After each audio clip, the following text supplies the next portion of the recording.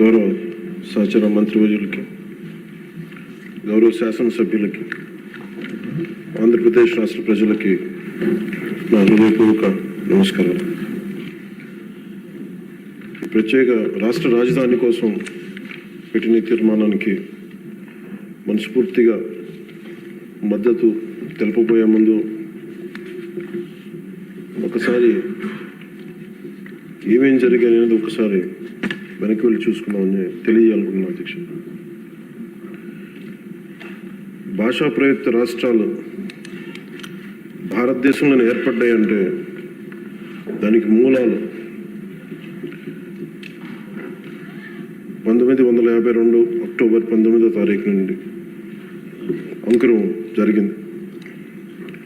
51 సంవత్సరాల వయసులో 58 రోజులు ఆమరణ నిరాహార దీక్ష చేపట్టిన పొట్టి శ్రీరాములు గారి త్యాగ ఫలితం ఆంధ్ర రాష్ట్ర ఏర్పాటు. దానిని ఆధారం చేసుకొని అనేక భాషా ప్రయుక్త రాష్ట్రాలు ఏర్పడ్డాయి. మన దురదృష్టం అప్పుడు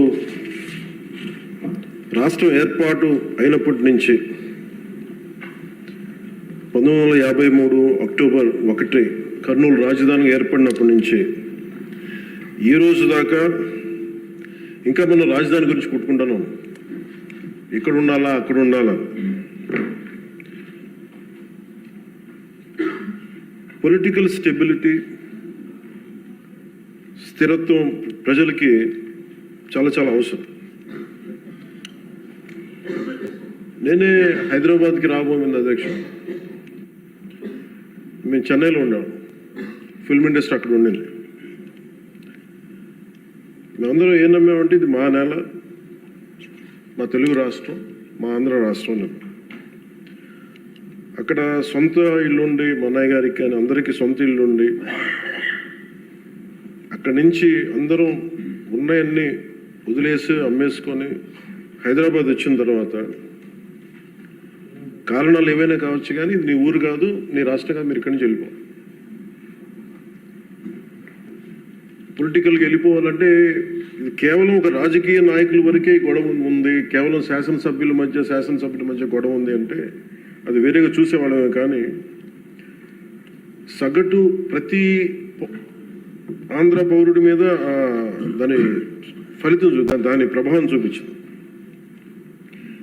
నాకేమనిపించిందంటే ప్రత్యేకించి చిన్నప్పటి నుంచి అందరం దేశం అంటే ఇష్టం, జాతీయ భావాలు, నేషనలిజం, ఈ భావాలతో పెరిగి భాష కానీ, కులం కానీ, మతం కానీ ఇవన్నీ మనకు చాయిస్ లేవు, ఇక్కడ పుట్టామనుకుంటాం. కానీ లోపల భావం అంతా జాతీయతే ఉండేది, జాతీయ భావాలే ఉండేవి అందరు. అలాంటిది ప్రాంతీయత, ఉప ప్రాంతీయత, రీజనలిజం, సబ్ రీజనలిజం తోటి మళ్ళీ ఇక్కడికి వచ్చేటప్పటికి నాకు గుండె లోతులోంచి ఉద్వేగం, ఆవేదన కలిగి జనసేన పార్టీని స్థాపించడం జరిగింది. అలాంటి సందర్భంలో తెలంగాణ అంటే ఇక్కడ ఉన్న లోకేష్ గారు కానీ, నాదెండ్ల మనోహర్ గారు కానీ, గౌరవ మంత్రివర్యులు, నా సహచర మంత్రివర్యులు ఇద్దరు కూడా తెలంగాణలో పుట్టి పెరిగినారు. వాళ్ళకి లోపల వాళ్ళు ఆంధ్రాకి వచ్చారు కానీ వాళ్ళ గుండె లోపల నుంచి తెలంగాణను తీయలేం. ఇలా చాలామంది సభ్యులు ఉండొచ్చు ఇక్కడ.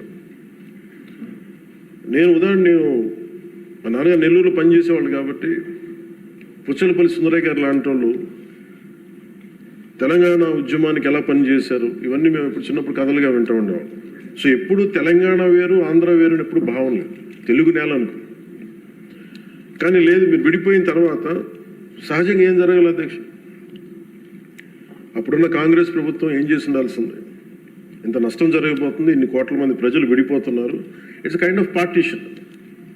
ఇలాంటి విభజన జరుగుతున్నప్పుడు ఎలా ఆలోచించి ఉండాల్సింది బాధ్యతగా. అప్పుడున్న కేంద్ర ప్రభుత్వం కానీ, కాంగ్రెస్ లెడ్ యూపీఏ కేంద్ర ప్రభుత్వం కానీ విభజించిన విధానం కానీ, అలాగే మనోహర్ గారు ఆ రోజున సభలో ఆయన సభాపతిగా ఉండి సభాపతి స్థానంలో ఉండి ఆయన ఆధ్వర్యంలో జరిగిన అంటే మొత్తం పెట్టిన బిల్లు కూడా the house while rejecting the AP Reorganization Bill 2013 resolves to request the Honorable President of India not to recommend the AP Reorganization Bill 2013 for introduction in the Parliament, as the bill seeks to bifurcate the state of Andhra Pradesh without any reason, basis, and without arriving at a consensus in utter regard to the linguistic and cultural homogeneity and economic and administrative viability of both the regions. The bill also completely ignores the very basis of formation of states of Andhra Pradesh, the first linguistic state created in independent India. దీంట్లో ప్రత్యేకించి మీరు చూస్తే utter disregard to the linguistic and cultural homogeneity and economic and administrative viability. ఇందాక లోకేష్ గారు చెప్తున్నప్పుడు కనీసం ఆఫీసులు కూడా లేవని ఫోటోలు చూపిస్తూ ఉంటే నేను అప్పుడు ముఖ్యమంత్రి గారిని కలవడానికి వచ్చినప్పుడు ఆయన ఆఫీస్ చూశాను. ఏదో ఇంజనీరింగ్ ఆఫీస్లో కూర్చొని ఆయన చేసే విధానం అంటే ఆయన క్వైట్ ఆప్టిమిస్ట్ కాబట్టి ఆయన చాలా బలమైన ఆశావాది కాబట్టి ఇక టెంట్ వేసుకుని మనం చేద్దాం డెవలప్మెంట్ చేద్దామన్న ముందుకు తీసుకెళ్తా ఉన్నారు. ఇలాంటి సందర్భంలో దీనికి ఒకసారి ప్రజల దృష్టికి కూడా తీసుకురావాల్సింది. అసలు భాషా ప్రయుక్త రాష్ట్రాలు కనుక పొట్టి శ్రీరాములు గారి ద్వారా జరగకుండా కనుక ఉంటే ఏం జరిగి ఉండేదనంటే ఇది మనందరికీ చాలా చాలా అవసరం. అధ్యక్షుడు తెలుసుకోవాల్సిన ప్రజలు కూడా తెలుసుకోవాల్సిన అవసరం అందరికీ ఉంది. ఆంధ్రప్రదేశ్ రాష్ట్రం ఏర్పడకుండా కనుక ఉండుంటే భాషా ప్రాతిపాదికన తెలంగాణ ఈ రోజున మహారాష్ట్రలోని తెలంగాణ పూర్తి తెలుగు రాష్ట్రం వెళ్ళేది కాదు అధ్యక్షుడు. మహారాష్ట్రలోని నాందేడ్, పర్బని, బీడ్, ప్రస్తుతం సంభాజీనగర్ అయిన ఔరంగాబాద్, ఉస్మానాబాద్ జిల్లాలో కొంత భాగం, కర్ణాటకలోని గుల్బర్గా, బీదర్, రాయచూరులో కొంత భాగం కలిసి ఉంది. 1956 అదే భాషా ప్రాతిపాదికన ఈరోజు కేరళ ఏర్పడింది అంటే మద్రాస్ ప్రెసిడెన్సీ నుంచి మలబార్ జిల్లా, కాసర్గోడ్, ట్రావెన్కోర్, కొచ్చిన్తో కలిసి మళ్ళీ కేరళ రాష్ట్రం ఏర్పడింది. అలాగే ఈరోజు మనం చెప్తున్న మైసూర్ దీని రాష్ట్రం, బళ్ళారి, కొల్లేగల్ తాలూకా, సౌత్ కెనరా కలిసి కన్నడ మాట్లాడే ప్రజలు కర్ణాటక రాష్ట్రం ఏర్పడింది. బాంబే ప్రావిన్స్, మహారాష్ట్ర, గుజరాత్ ప్రత్యేక రాష్ట్రాలుగా ఆవిర్భవించాయి. తర్వాత పంజాబ్, హర్యానా, అన్ని రాష్ట్రాలు భాషా ప్రయుక్త రాష్ట్రాలుగా మన ఆంధ్రప్రదేశ్ త్యాగంతో నలిగిపోయి ఉనికితో ఏర్పడ్డ తర్వాత తిరిగి మనకి ఒక రాష్ట్రం కావాలి, మనకి ఇది కావాలంటే ఈరోజు రాజధాని లేకుండా ఇన్ని 70 సంవత్సరాల పై దాదాపు 68-70 సంవత్సరాలు అయినా కానీ 6 దశాబ్దాలు దాటినా కానీ ఇంకా మనం ఒక రాజధాని లేని రాష్ట్రంగా, ఇంకా సరైన వసతులు లేని రాష్ట్రంగా, ఒక అడ్మినిస్ట్రేటివ్ సౌకర్యాలు లేని రాష్ట్రంగా, ఒక హైకోర్టు సమూలంగా బలమైన హైకోర్టు లేని రాష్ట్రంగా ఇంకా మనం కొట్టుకుంటానే ఉన్నాం. ఇది నిజంగా చాలా ఆవేదన కలిగించేది, చాలా బాధ కలిగించేది. ఒకసారి అనిపిస్తుంది అసలు భాషా ప్రయుక్త రాష్ట్రాల ఏర్పాటుకు లేకుండా ఉండి ఇంకోలా ఉండేదేమో పరిస్థితి అని. మన అన్ని రాష్ట్రాలకి దేశం మొత్తం మీద మనకి జాగ్రఫీలు మార్చి మన జాగ్రఫీని తుడిచిపెట్టేసుకుని అటు ఇటు ఇంకా కొట్టుకుంటా ఉన్నాం. ఒక క్యాపిటల్ లేదు, ఇంకోటి లేదు. ఇవన్నీ నేను ఆలోచించే 2014లో బేషరతుగా ఎలాంటి కండిషన్స్ లేకుండా ఒకేసారి కూర్చొని నేను ఎందుకు చంద్రబాబు నాయుడు గారి నాయకత్వం తెలుగుదేశంకి మద్దతు పలికానంటే ఇది నా దేశం మీద ఉన్న ప్రేమ, నా ఆంధ్రప్రదేశ్ నేల మీద ఉన్న గౌరవం. ఇది ఎందుకంటే ఆయన లాంటి వ్యక్తి ఒక 4 దశాబ్దాల అనుభవం ఉన్న వ్యక్తి, నాయకుడు. ఆయన లాంటి వ్యక్తి చేతిలో ఆంధ్రప్రదేశ్ ఉంటే చాలా బాగుంటుంది. ఆయన నిర్ణయం తీసుకున్నారు అమరావతి రాజధానిగా ఉండాలి అని. అప్పటికి మనం రింగ్ రోడ్స్ ఇవన్నీ గొడవలు చూసాం. ఎక్కడైనా సరే భూ సమీకరణ అంటే చాలా గొడవలు ఉంటాయి. అలాంటిది 32,000 33,000 పైచిలుకు ఎకరాలు తీసుకుంటున్నప్పుడు 80 to 90% చాలా సజావుగా సాగింది. అది నేను ఆ రోజుల్లో ఉన్నప్పుడు కొన్ని పరిస్థితులు వచ్చినాయి. ఉదాహరణకి ఉద్దన్ రాయనిపాలెం ఉద్దనరాయనిపాలెం దగ్గర చాలామంది దళిత కులాలకు చెందిన రైతాంగం వచ్చి నా దృష్టికి వచ్చి ఇట్లా మేము కూడా ఇక్కడే అంటిపెట్టుకున్నాం, మాకు కూడా కొంచెం వేతనం కొంచెం ఎక్కువ ఇప్పించండి, కొంచెం మనకి కాంపెన్సేషన్ ఎక్కువ ఇప్పించండి అంటే అది ఆ రోజున వారి దృష్టికి తీసుకెళ్ళినప్పుడు వాళ్ళకు కూడా న్యాయం చేశారు. ఇవన్నీ చేసిన తర్వాత ఎక్కడో ఒక చోట ముందుకు వెళ్తున్న పరిస్థితుల్లో 1924 ప్రభుత్వం మారింది. ప్రభుత్వం మారిన తర్వాత అసలు దాని మీద ఎంత కక్ష కట్టారండి అంటే ఈ లోపుల్లోనే దాని మీద చాలా అభాండాలు వేశారు. ఖచ్చితంగా భూమిని తీసుకుంటున్నప్పుడు కొన్ని సమస్యలు వస్తాయి అధ్యక్ష. అయిష్టతో ఉన్నవాళ్ళు ఉంటారు, మొత్తం 100% సంతోషంగా ఎవరు, కానీ మెజారిటీ ప్రజలు మట్టుకు ఇష్టపూర్వకంగా ఇచ్చారు. అందరూ నాలాగే నేను ఎలా అయితే వచ్చానో మన రాజకీయాల్లోకి మన ఉనికిని కోల్పోయి ఆంధ్రప్రదేశ్కి ఉనికి లేదు, రాజకీయ రాజధాని లేదనేది నేను అమరావతి జిల్లా సంబంధించిన రైతాంగం అందరితో మాట్లాడితే చాలా ఎక్కువ శాతం మంది మా ఇష్టం తెస్తున్నాం. ఇక్కడ మేము నేల పోగొట్టుకున్నాం, హైదరాబాద్ పోగొట్టుకున్నాం, మేము ఇస్తాం అని చెప్పి చాలామంది సంతోషంగా ఇచ్చారు. ఇందాక కేశవ్ గారు చెప్పినట్టుగా ల్యాండ్ తీసుకోవాలంటే గొడవలు వస్తాయి. అలాంటిది 30,000 పైన ఎకరాలు తీసుకుంటున్నప్పుడు ఎక్కడా కూడా ఎలాంటి ఇబ్బంది లేకుండా, గొడవలు లేకుండా, కేవలం సామరస్యపూర్వకమైన చర్చల ద్వారా అంటే ఓన్లీ ఆ చర్చలు కూడా దేనికి సంబంధించి మాకు ఎంత కాంపెన్సేషన్ ఉంటే మాకు ఎటువంటి దానివల్ల గౌరవ మంత్రి నారాయణ గారి ఆధ్వర్యంలో చాలా సానుకూలంగా సాగింది.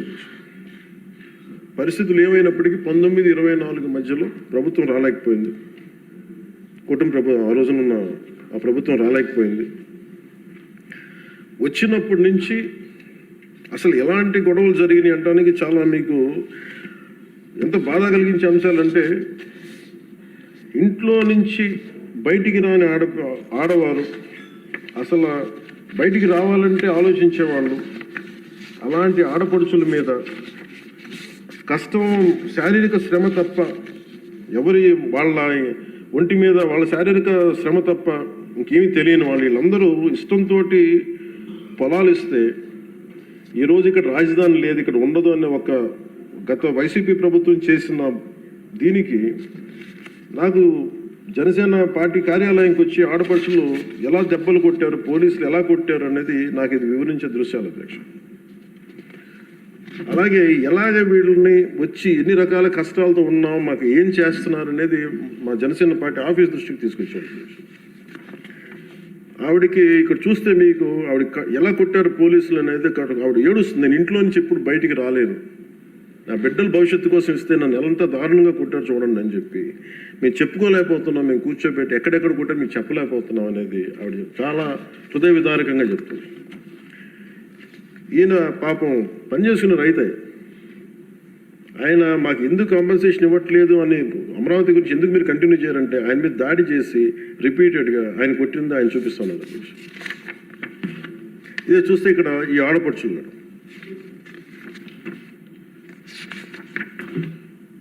నేను వీళ్ళకి మద్దతుగా వెళ్తే అధ్యక్ష మొత్తం ముళ్ళ కంచెలేసి కూర్చోబెట్టి పోలీసులతో.